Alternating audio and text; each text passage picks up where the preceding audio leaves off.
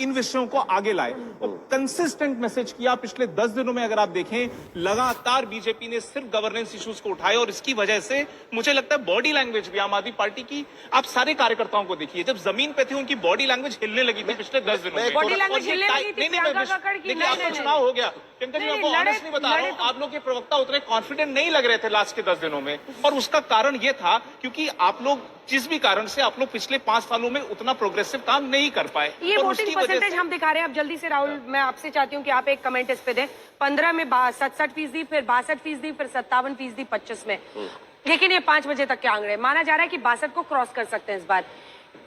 Voting percentage ज्यादा होने का की वजह आपकी नजर में, और जो सीटें आपने दी हैं उसकी वजह क्या समझ? तो सिर्फ मोटा मोटा वोटिंग परसेंटेज के आंकड़े से ये चुनाव नहीं निर्भर करता है। ये चुनाव पूरी तरह से इस बात पे निर्भर करता है कि जो, अगर आप दिल्ली को 2 तरह से देखें, एक आप मध्य वर्ग मान सकते हैं और एक आप गरीब जनता मान सकते हैं। ये पूरा चुनाव इस आंकड़े पे टिका हुआ है कि दोनों ग्रुप्स के बीच में रिलेटिव टर्नआउट क्या होगा। 2020 में जो टर्नआउट ड्रॉप था, जो गिरा था, वो समान रूप से नहीं गिरा था। वो जहां पे मिडिल क्लास लोकेलिटी थी वहां पे टर्नआउट ड्रॉप ज्यादा था, मिडिल क्लास, हाँ, और जहां पे झुग्गी झोपड़ी या इस तरह की लोकेलिटी थी वहां पे कम था।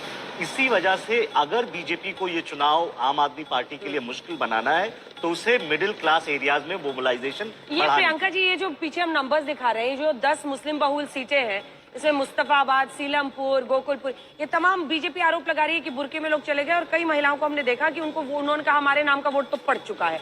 अब यहाँ पर जो 70% वोटिंग होती है कई जगहों पर, अभी ये 5 बजे तक के आंकड़े हैं। ये 5 बजे तक के हैं। ऐसे में उनका ये आरोप रहता है कि ऐसे इलाके में मतलब मुस्लिम वोटर सिर्फ आपकी तरफ जाता है।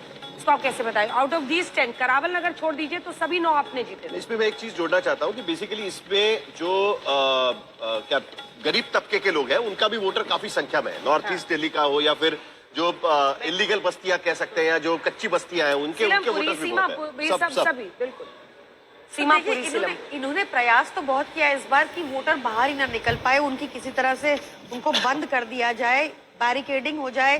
पुलिस का इन्होंने पूरा साथ लिया, पुलिस इसमें इन्वॉल्व रही कि पैसे बांटे, कोई सुनवाई नहीं हुई। आप अगर आप देखोगे, मैं थोड़ा सा डायग्रेस करके बता देती हूँ। आदमी जा नहीं सकता है, गाड़ी नहीं जा सकती ना, बाहर पुलिस खड़ी कर दी अंजना जी इन्होंने, ऐसा भी किया इन्होंने। तैयार हो गया जो कच्ची कॉलोनीज के बाहर। प्रियंका जी, आप एक बैरिकेड दिखाइए जहाँ पुलिस वाले लोगों को गुजरने नहीं दे रहे हैं। अंजना जी, आप तो वीडियो बना सुबह, चलो अच्छा मैं आज की वीडियो बता देती हूँ आपको, वो पीछे जाना पड़ेगा वीडियोज में। आज की वीडियो में ओपी शर्मा जी कह रहे हैं ठोको सालों छोड़ो ना, क्यों छोड़ो? पुलिस लोग आना कि पुलिस वाले जाने नहीं दे रहे। अरे बैरिकेड से आदमी थोड़ी रुकता है मैडम, अगर कहीं रोका है पुलिस वालों ने आदमियों को, लोगों को वोट करने से, महिलाओं को। इन्होंने बहुत प्रयास किए अपने सारे काले कर्तव्य करने के, including using the police, using the election commission, turning the blind, election commission turning the blind eye. शायद इसीलिए इन्होंने डाइल्यूट किए लॉज, और इलेक्शन कमिश्नर जो अपॉइंटमेंट के लॉज से जो सुप्रीम कोर्ट ने कहा था कि चीफ जस्टिस को होना चाहिए, उनको हटा दिया और अपने ही यूनियन कैबिनेट मिनिस्टर को ले आए। ये जानबूझ के इन्होंने डाइल्यूट करने जल्दी से जवाब, क्योंकि अशोक लवासा जी ने तो उनको पकड़ लिया था, कहा कि इलीगैलिटी करते हैं। मेरी बात खत्म नहीं हुई, आपको जवाब पूरा करिए। Last line. जैसे अशोक लवासा जी को भी आपने हटा दिया, उनको उनके ऊपर ईडी सीबीआई की रेड कर दी क्योंकि उन्होंने कहा कि प्रधानमंत्री मोदी ने सेना का नाम पे वोट मांगा, जो गलत था। आपने उनको हटा ही दिया, उनको सीईसी बनना था, आपने लॉ ही बदल दिया। ऐसा क्यों करना पड़ा आपको? अब मैं जवाब दे दूं। देखिए, इनके वक्तव्य के अंदर ये एक बार नहीं बोल पाई कि भाई आम आदमी पार्टी की सरकार बोल रही है, इधर उधर की बात करिए। डिफेंस मैकेनिज्म तैयार कर चुकी, जैसे कांग्रेस पार्टी ने हरियाणा के अंदर और महाराष्ट्र के अंदर। अरे उसके बाद जाके एक